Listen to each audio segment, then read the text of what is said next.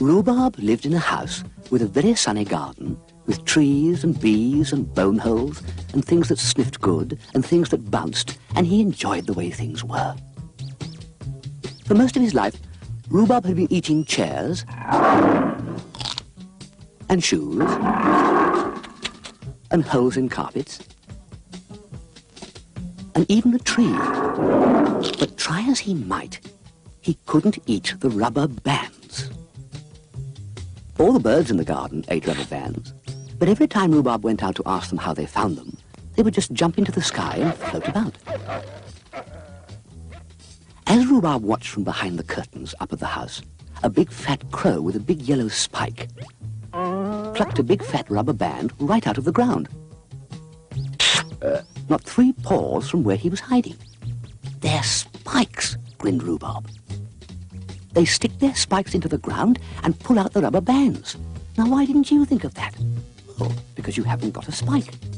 "The next thing to being a bird," Rhubarb mumbled on in a knowing sort of way, "is being able to float about in the sky. And to find out how they do that, you'll have to get very close to one indeed." Now, what gets close to birds? 6.5 weary hours later, still disguised as a huge piece of bread, the birds began to bounce very close to him. "This is it," chuckled Rhubarb. "My crummy plan is working." And he lay still as still can be. "Aha! So that's how they bounce. This is fantastic. How clever you are." As all the birds bounced around, Rhubarb was able to see that they had very thin, flat arms, and that they would flap them with fury whenever they wanted to jump into the sky and float about. Rhubarb shook off his disguise as he decided the whole idea of being a piece of bread had gone a bit stale.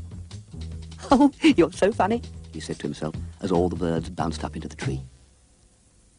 Light shone from the only window in the shed as Rhubarb was working on Mark I of a machine on which he'd pinned all his hopes of ever getting at the rubber bands.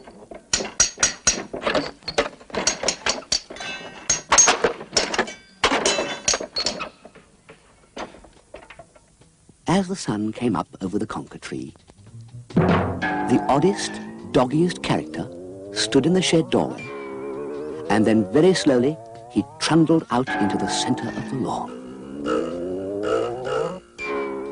All the early birds came into the garden and sat in Rhubarb's tree and squeaked with excitement at the new strange sight.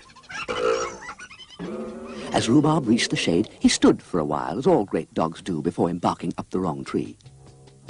Climbing gingerly into the seat of the swing, Rhubarb checked all his equipment. "Flaps, spike, springs, all okay." Quietly at first, Rhubarb started to make the noise of the holiday jets that fly over the garden on sunny days, the sound he'd perfected during the night. As the sound got louder, he gently lifted his legs off the ground. "Springs up! We have lift off!" shouted Rhubarb in a muffled tone from under his huge yellow spike. "This is a great step for dog kind." And as the wind whistled past his eyes and his little arms flapped with fury, Rhubarb felt himself being lifted higher and higher into the world beyond the 4 paws of dog. Rhubarb was so excited that he was the first dog ever to enter into flight, that he forgot to flap his cardboard wings. And so with the piercing scream of a jet changing into the screaming pierce of a dog, he plunged towards the garden, and his big yellow spike plonked into the green turf and into rubber band land. An hour later, poor Rhubarb was still furious as all the birds for miles about came bouncing along on their springs. And even Custard, the big fat cat from next door, came to laugh. Rhubarb was stuck. Birds have beaks, and Rhubarb had a spike. And a beak is a beak, and a spike is a spike.